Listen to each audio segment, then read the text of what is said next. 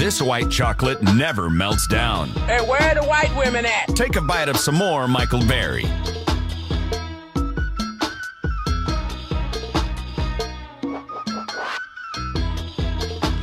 Wall Street Journal had a good piece. Was this today? Is June 8th today? What is June 8th, Brian? Friday. Says the president on growth, an instructive Friday press conference. I'm going to post this to the blog. But it actually, it lays out the point we made today. That the president seems to believe that our economy is based on our public sector. This is a man, I'll remind you, who reminded us, or who said to us, that the greatness of the American economy could be measured by the building of the Golden Gate Bridge? Are you kidding me? We have sent movies to the world. We have sent cars to the world. We have built the best products. We have invented great things. We have made great things. We have opened trade routes. You know, I was touring the Lone Star Flight Museum this weekend.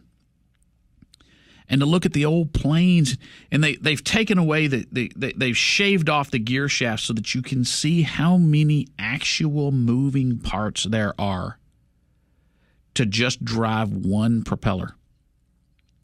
And to look at some of these planes and see how and these were all American manufacturers, North American and Wright, and to see how they've gone in and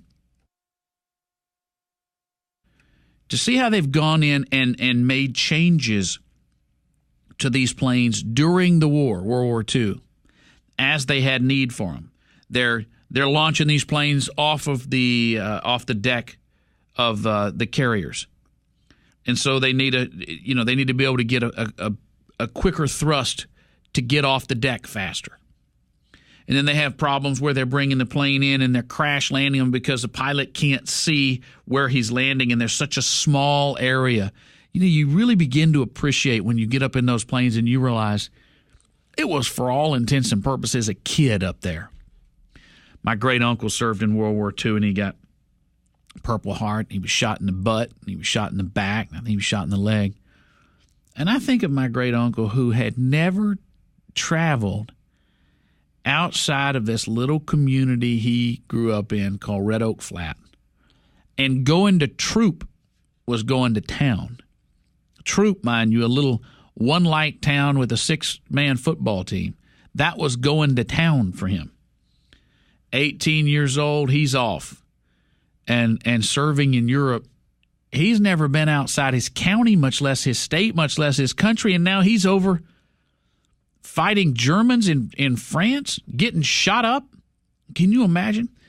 So we go up in this B-25. It's the Doolittle's Raiders. If you've seen, I think Pearl Harbor had they've been written. I mean, they've been celebrated in movies. And this Doolittle sort of he handpicked this group of pilots that they went up, and what happened was they were sort of thrust into duty pretty quickly after the Japanese bombed Pearl Harbor, and they're taking them over, and it's going to be a surprise attack. They're taking them over on the carrier, and they're discovered 150 miles out, I think. And so they have to launch them faster than they thought. So they turn the ship around. They were heading into the wind. They had to turn the ship around so that they could get them up, so they'd have the wind to get them, because they couldn't fly up into that wind. And they get them up, and they turn them around. They run out of gas, and they had to crash land them. They lost a lot of them. Those that couldn't get started on the carrier deck, they just had to push the plane off into the water.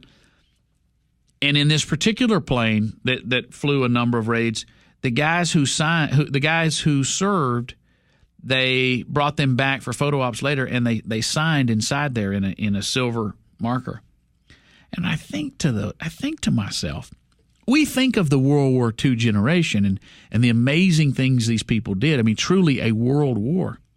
We think about the things these people did, and by the time we came into the picture, they were old men who owned businesses, who had raised us, who had taught us right from wrong, who who knew things, who understood things, who were wise because they were older. But we forget, or maybe we never imagined, I certainly didn't, you have to go back and look at the fact that they weren't that wise old man when they served. They weren't that big, hulking, strong citizen of the world who's been on vacations around the world. At that time, they were just kids, just little country bumpkin kids. It's amazing to me. And to think that the American economy was pumping out these great warplanes, adjusting them as they got feedback on what was working, what wasn't. To think of all the things America has produced and done, I just about lost it.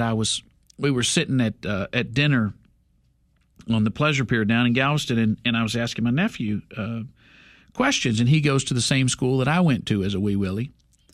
And I was asking the kids different trivia questions about different things, and I got to World War II, and I was asking him about Hiroshima and Nagasaki. Is it Hiroshima or Hiroshima, Chad? Hiroshima. I'll never say it like you do. Sorry, I'll try. Nagasaki. But I was asking him about that, and he said, yeah, that's when we dropped those radiation bombs and killed all those people, and he went through this whole thing. And I said, well, do you think that was a bad thing, Braden? He said, well, yeah, they said it was. I said, your teachers are teaching you that it's a bad thing that we dropped these two of them? Mm-hmm, yeah. And he knew then, Uncle Michael's about to go off on one of his crazy moments. I said, no, it's not your fault. Let me explain something to you. You see Pawpaw here? Pawpaw's old enough to have served in World War II, which is not true. He's too young for that, but you get the point. Imagine if Pawpaw or Pawpaw's friends had died in the war. Imagine if we saved his life by dropping those bombs. Do you understand that those bombs ended the war? Do you know it's estimated that it could have been 100,000 or more Americans, an untold number of Japanese who could have died if those bombs weren't.